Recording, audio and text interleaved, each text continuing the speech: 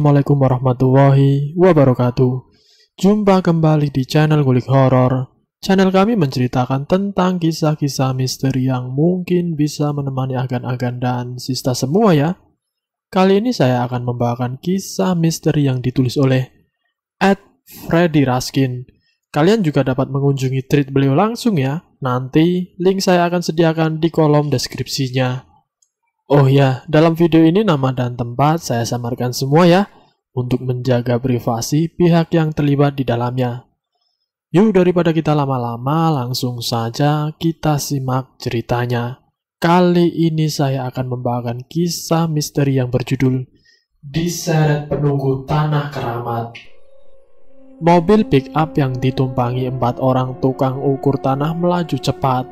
Jalanan gumitir yang berbelok-kelok membuat keempat orang bujangan itu harus mencekram kuat pinggiran bak pick-up. Sesekali mereka tertawa saat ada yang terkejut karena hempasan mobil. Yono, Ate, Anam, dan Ipin hari itu mendapat job untuk mengukur salah satu tanah warisan yang ada di pinggir kabupaten. Rencananya mereka akan menginap antara 4 hari sampai seminggu. Setelah 2,5 jam di jalan, mobil pick-up akhirnya berhenti di sebuah kampung.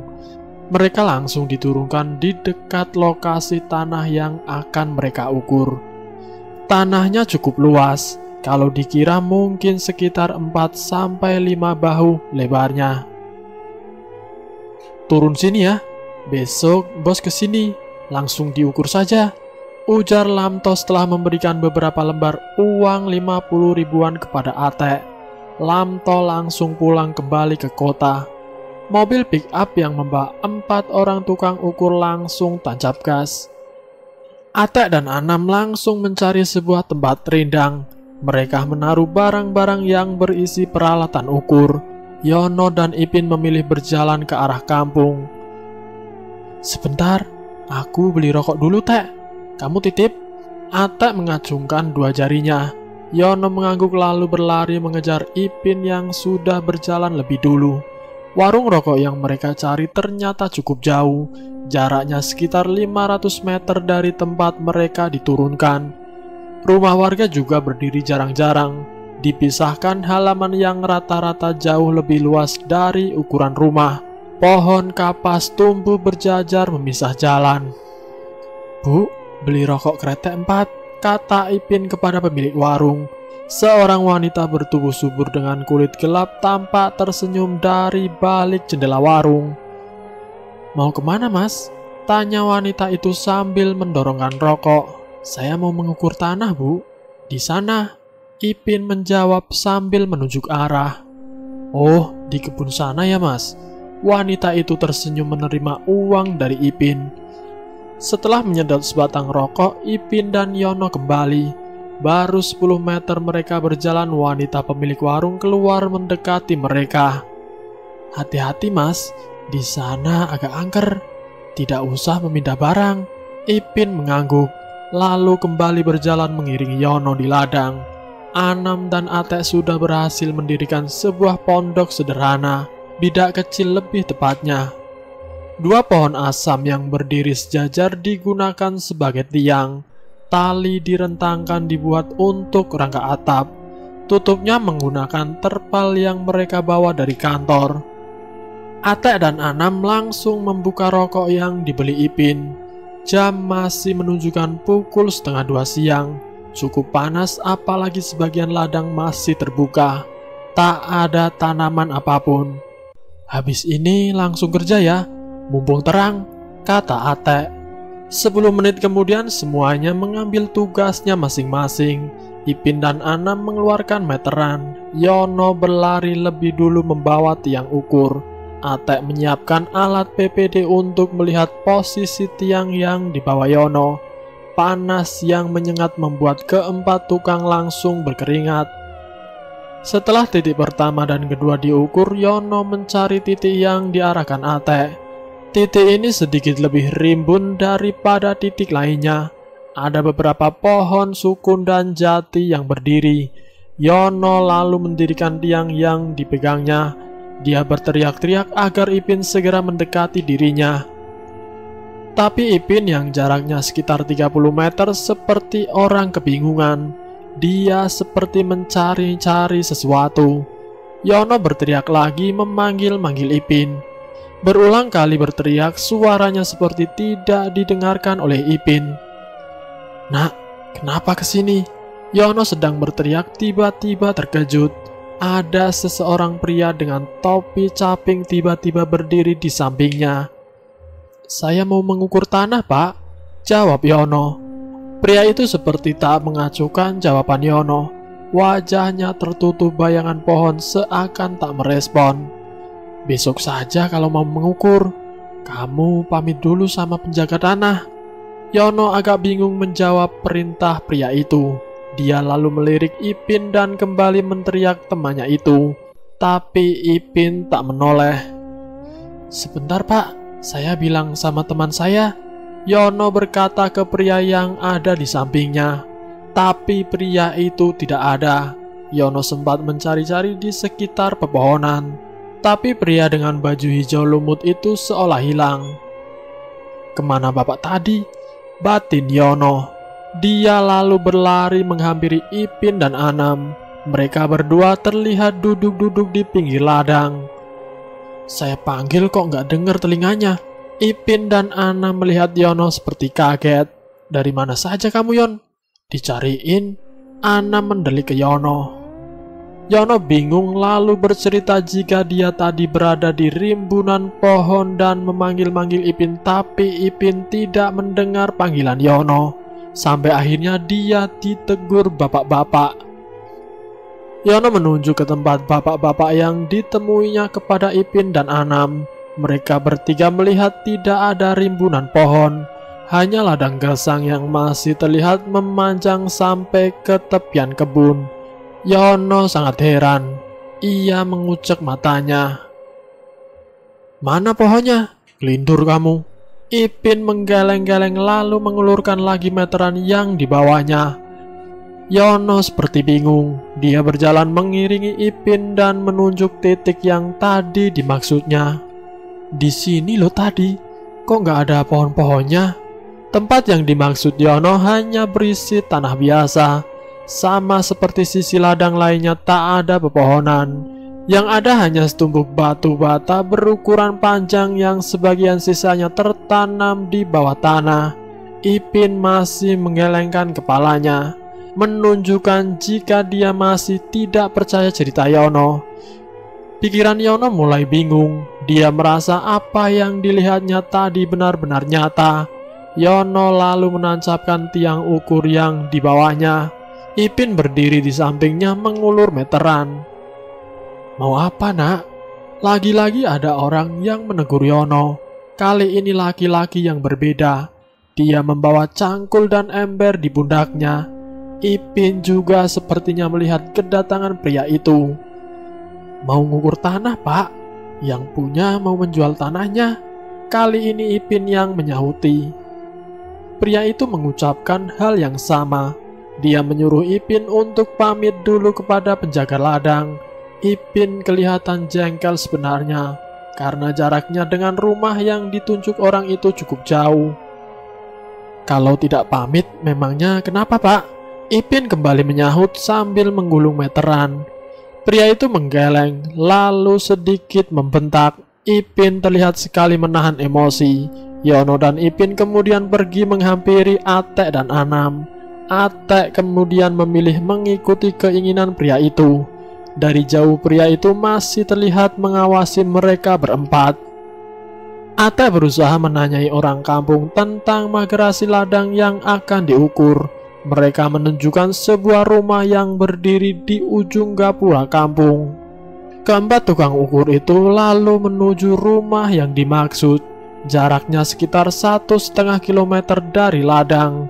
Berdiri di antara pohon kelor, Atek mengetuk pintu rumah kayu milik Magersari. Tak lama keluar seorang pria berusia 40-an tahun. Orang-orang memanggilnya Pak Lili. Dia lalu mempersilahkan 4 tukang itu duduk di kursi panjang yang ada di sebelah rumahnya. Atek lalu mengatakan keperluannya menemui Pak Lilik. Mendengar cerita Atek, Pak Lilik lalu mengatakan jika tanah itu sebenarnya tidak bisa sembarangan diinjak. Ada hitungan harinya untuk bisa menjamah tanah itu. Hal itu juga yang membuat ladang itu jarang ditanami. Aku sudah generasi ketiga yang menjaga tanah keramat, mulai zaman buyutnya Robi. Robi yang dimaksud Pak Lili adalah klien bos Atek yang meminta agar tanah warisannya diukur. Pak Lili kemudian menyarankan agar pengukurannya dilakukan 2 hari lagi, supaya dia bisa menyelamati tanahnya, agar pengukuran tanah tidak mendapat gangguan. Atek awalnya merasa keberatan, tapi dari pengalamannya selama ini mengukur tanah membuatnya mau tak mau menuruti saran Pak Lili. Setelah maghrib, Atek dan 3 orang lainnya diajak Pak Lili untuk menginap di salah satu rumah kosong. Tempat itu dulunya digunakan mantri yang bertugas puskesmas pembantu untuk menginap. "Yon, kamu sama Anam ambil barang-barang. Aku mau membersihkan rumah." Atek kemudian masuk ke dalam rumah. Yono dan Anam berlari ke arah ladang berbekal senter milik Pak Lili. Yono dan Anam mengangkut barang-barang yang ada di bidak. Sambil mengemas barang, Yono melirik ke arah titik tempatnya bertemu dengan petani tadi siang. Samar-samar Yono melihat seperti ada api unggun yang menyala tipis. "Jangan ngelamun, Yon. Ayo balik." Mereka kemudian kembali ke rumah mantri. Sepanjang jalan cahaya temaram membayangi langkah mereka. Di dalam rumah, Atek dan Ipin sudah terlelap di atas kasur tipis. Setelah berganti sarung, Yono dan Ana menyusul, merebahkan tubuh di kasur kapuk yang sudah usang. 30 menit berlalu, Anam sudah terlelap menyusul Atek dan Ipin. Sementara Yono masih belum bisa memejamkan matanya. Dinyalakan sebatang rokok sambil bersandar di dinding kasur.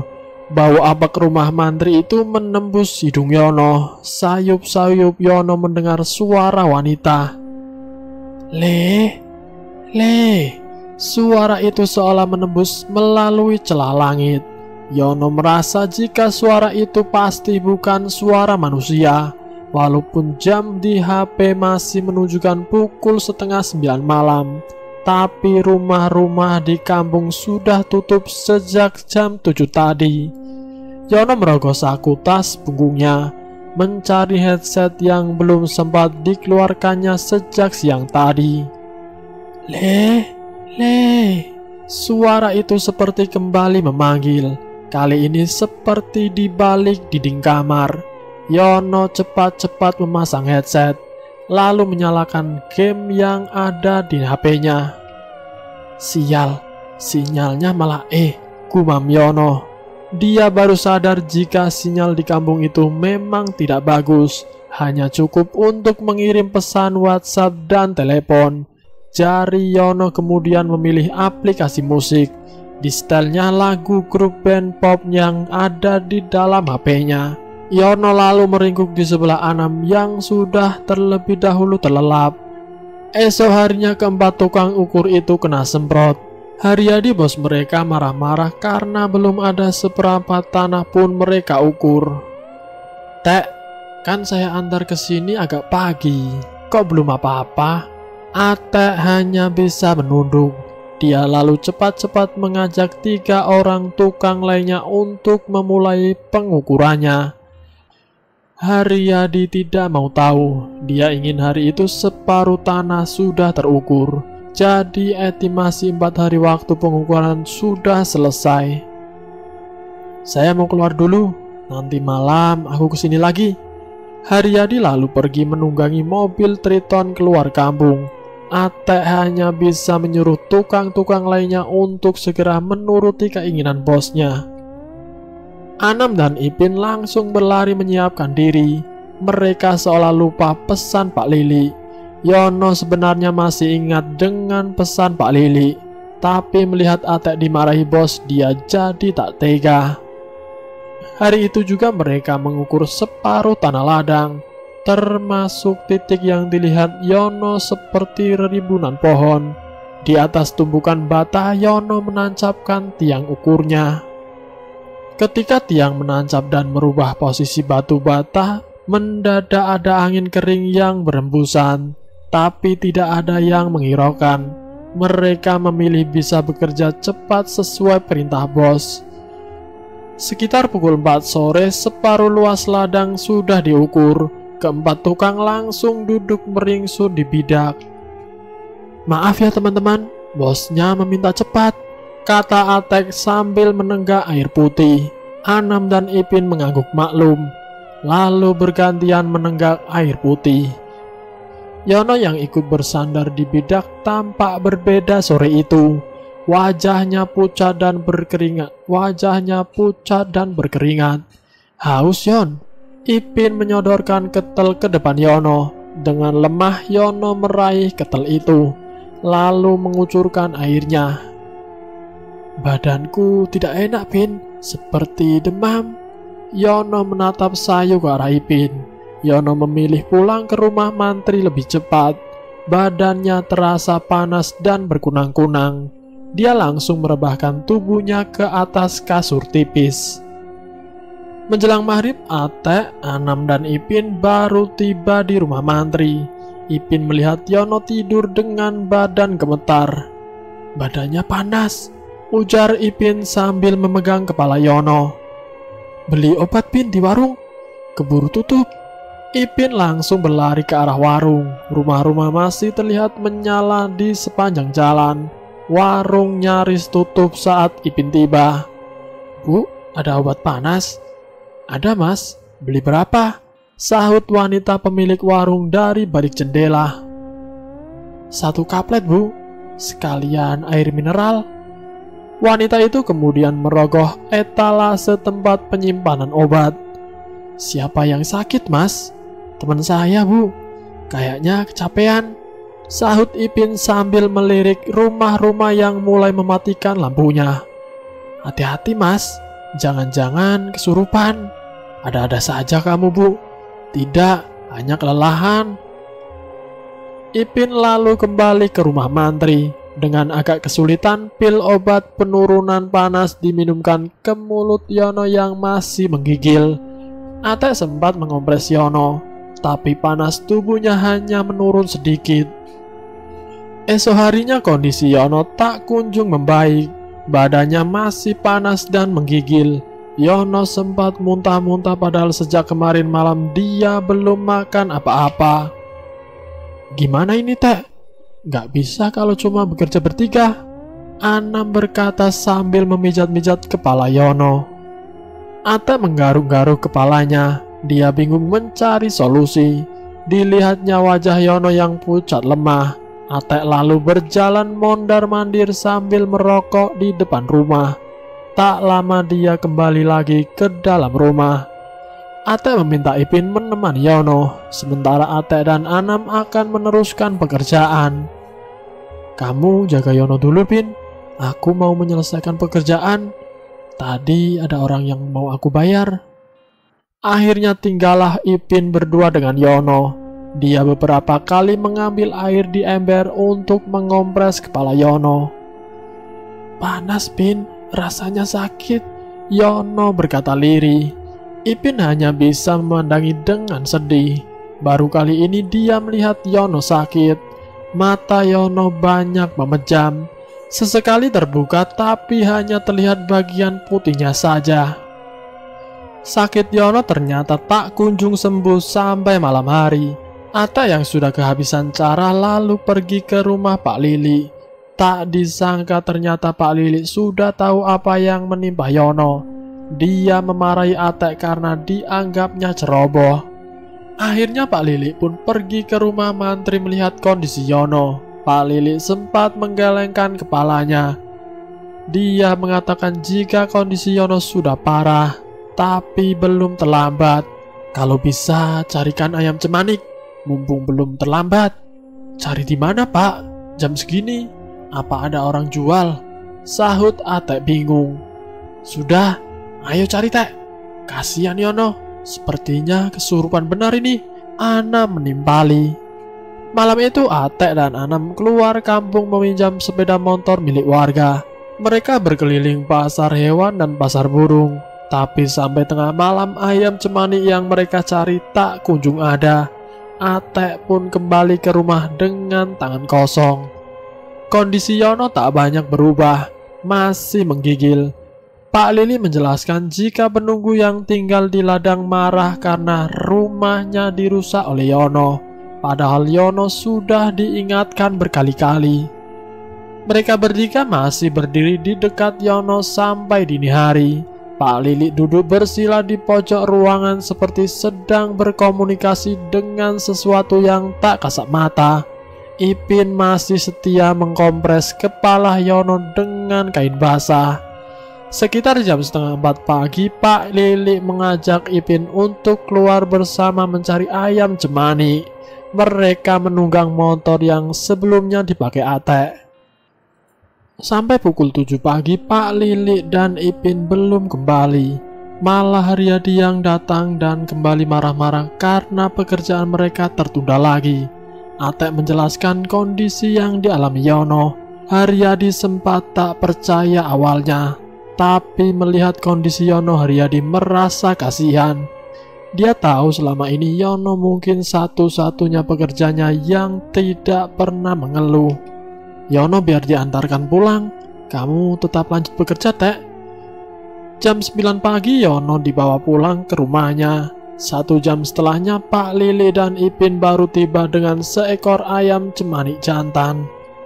Pak Lili tampak bingung mencari keberadaan Yono. Dia tampak marah ketika tahu Yono sudah pulang. Di jalan Lamto, sopir Haryadi melihat Yono yang meringuk di sampingnya. Sejak berangkat tadi tubuh Yono dibuntal selimut garis-garis agar tidak kedinginan. Yon, apa masih menggigil? Yono mengangguk sambil tetap membengkap tubuhnya sendiri. Tepat setelah azan zuhur, Yono sampai di rumahnya. Ibu Yono, Suryati, sempat kaget melihat keadaan anaknya. Lamto mengatakan anaknya kelelahan saat bekerja. Dibantu Lamto, Yono kemudian dibopong ke dalam rumah. Setelah Yono berbaring di dalam kamar, Lamto lalu pamit pulang. 2 hari berada di rumah, kondisi Yono berangsur membaik. Bubur kelapa yang disuapin ibunya setiap pagi selalu habis dilahap Yono. Pantas tubuhnya juga sudah tidak sepanas saat tiba. Karena masih lemas, Suryati menyuruh Yono agar beristirahat saja di rumah. Semakin hari kondisi Yono membaik, tapi Suryati melihat keanehan mulai muncul pada Yono. Siang hari Yono lebih banyak tidur. Dia hanya bangun sebentar untuk makan, lalu tidur lagi sampai setelah maghrib. Saat bangun kelakuan Yono juga aneh. Dia meminta jajan dan makanan seperti anak kecil. Kadang malam hari Yono merengek meminta dibelikan es krim. Suryati terpaksa meminta tolong Indri, kakak Yono yang sudah menikah, untuk membelikan dan membawa ke rumah. Setelah keinginannya dituruti, Yono biasanya akan tidur lagi. Sampai esok harinya lagi, pernah suatu malam ketika tengah tidur, Suryati merasakan ada nafas di depan wajahnya. Ketika membuka wajah, dia dikagetkan dengan kehadiran Yono yang sedang tidur tepat di depan wajahnya. Wajahnya menangis menatap Suryati. Kenapa, nak? Mengagetkan ibu saja. Yono masih menatap Suryati. Lalu keluar suara tangisan. Tapi bukan suara tangisan Yono yang keluar. Suaranya mirip dengan suara anak kecil. Jantung Suryati berdegup kencang. Dia yakin jika anaknya yang ada di depan bukan Yono yang dikenal. Ibu, gendong. Suara anak kecil itu keluar lagi dari mulut Yono. Suryati sebenarnya takut menuruti keinginan Yono, tapi hanya ada dirinya dan Yono di rumah itu. Dengan memberanikan diri, Suryati mengambil pose penggendongan. Diangkatnya pergelangan lutut Yono agar bisa digendong. Dengan terseret-seret menahan berat badan Yono, Suryati menggendong anaknya. Diayun-ayunnya seperti balita. Yono tertawa terkekeh dengan suara anak kecil. Esoknya Suryati memberanikan diri mencari orang pintar. Dibantu Indri, Suryati membawa orang pintar itu ke rumah. Pak Malik namanya. Ketika tiba di dalam rumah, Yono sedang dalam keadaan tidur.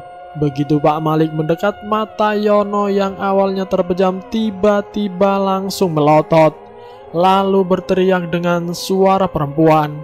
Pak Malik berusaha menyentuh kepala Yono, tapi tangannya langsung ditepis. "Anak ini ikut saya, sudah sama saya." Suara perempuan keluar dari mulut Yono lalu diiringi tawa. Pak Malik masih berupaya mendekat untuk menggapai kepala Yono, tapi dia justru dicakar dan ditendang. Pak Malik terlihat kewalahan. Berulang kali mencoba, selalu diperlakukan sama, sampai dia akhirnya memilih mundur. "Kamu cari orang lain saja, Bu." Pak Malik lalu berpamitan kepada Suryati. Hal yang sama terjadi berulang kali, sampai ada sekitar 10 orang pintar diminta tolong, tapi hasilnya tetap sama. Yono tetap sama rutinitasnya. Hari-harinya diisi dengan tidur saja. Jika bangun, biasanya dia akan berperilaku layaknya anak kecil atau perempuan. Suryati hanya bisa menangis melihat kondisi Yono. Ayah Yono yang bekerja di luar pulau akhirnya pulang. Setelah berulang kali dikabari kondisi Yono yang tidak berubah. Di hari ke-27 pasca kepulangan Yono ke rumah, ada seorang pria tua yang datang ke rumah Yono. Mbah Pon namanya. Dia mengaku kakek dari salah satu teman wanita Yono. Suryati awalnya heran dengan kedatangan tiba-tiba pria tua tersebut. Apalagi Mbah Pon mengatakan akan mengobati Yono. "Tahu dari mana, Mbah, kalau anak saya sakit?" Mbah Pon dengan tenang menjawab keraguan Suryati. Dia menceritakan jika cucunya jatuh hati pada Yono. Sebulan lalu Yono berpamitan untuk bekerja selama seminggu di luar kota. Tapi setelah sebulan lamanya tak ada kabar dari Yono. Cucunya terus menangis menunggu kabar Yono. Akhirnya Mbah Pon menerawang dan mendapati kondisi Yono dalam penglihatan mata batinnya. "Saya tidak menjamin bisa menyembuhkan anakmu, tapi coba nanti minumkan ini." Mbah Pon menyodorkan air putih yang ada di dalam botol plastik. Botol itu dibungkus kain mori dan diikat benang merah. Setelah memberikan botol, tak lama Mbah Pon pamit pulang. Suryati lalu berembuk dengan suaminya untuk memberikan minuman itu kepada Yono. Air itu diminumkan kepada Yono yang masih tertidur. Tak ada perlawanan sama sekali. Yono terlihat meneguk air itu sampai tandas dalam kondisi mata sampai terlelap. Esok harinya Suryati kaget melihat Yono sudah duduk di depan kursi tamu sambil meminum air mineral. "Kamu sudah sembuh, Nak?" Suryati langsung duduk di samping Yono. Wajah Yono tampak lelah. Beberapa kali dia menggerakkan punggung dan tangannya. "Aku gak sakit kok, Bu. Seingatku kemarin aku masih di tempat kerja. Lah kok sudah di sini?" Suryati tidak bisa menahan air matanya. Tak lama semuanya bangun dan ikut duduk bersama Yono. Hari itu aktivitas Yono kembali normal seperti biasa. Sore harinya Bapak Yono mengajak anaknya itu duduk di depan televisi. Dia menanyakan apa yang dirasakan Yono selama tidur. Sambil menatap layar, Yono bercerita jika dirinya bermimpi dibawa oleh seorang wanita cantik. Wanita itu memiliki sayap di punggungnya, mirip sayap kelelawar. Yono kemudian didudukan di sebuah kursi yang ada di dalam rumah itu. Wanita itu sangat kuat. Dia lalu merantai tangan, pergelangan kaki dan leher Yono dengan rantai besi. Setiap Yono akan berdiri, wanita itu selalu menarik rantai yang ada di tangannya. Jadi Yono kembali terseret untuk duduk. Wanita itu juga punya beberapa anak yang sering berlarian di sekitar kursinya. Cuma mimpi, Tapi rasanya seperti beneran, Pak.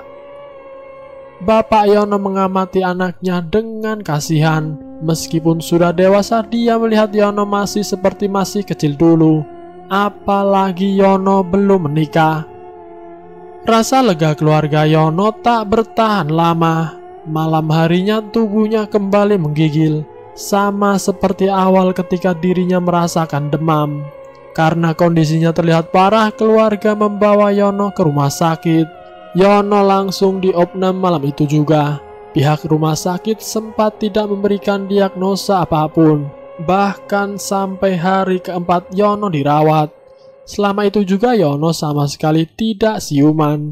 Dia hanya memberikan respon tubuh ketika perawat memasang infus dan alat bantu kencing.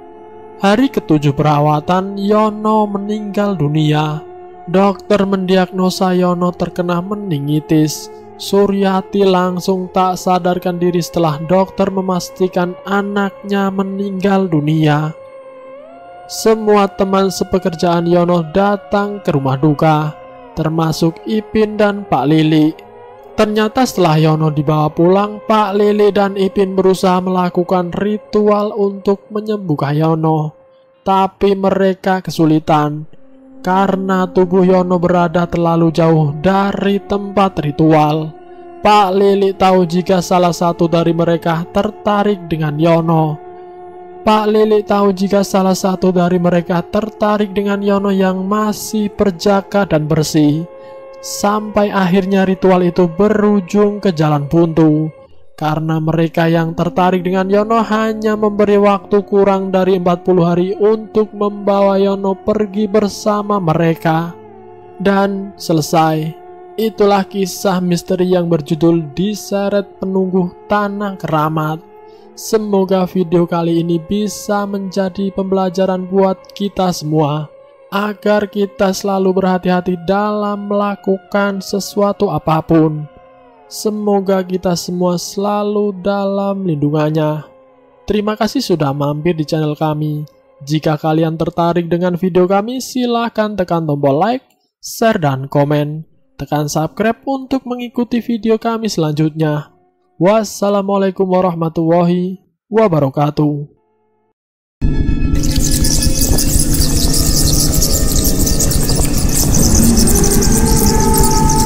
Selamat datang di channel Ngulik Horor.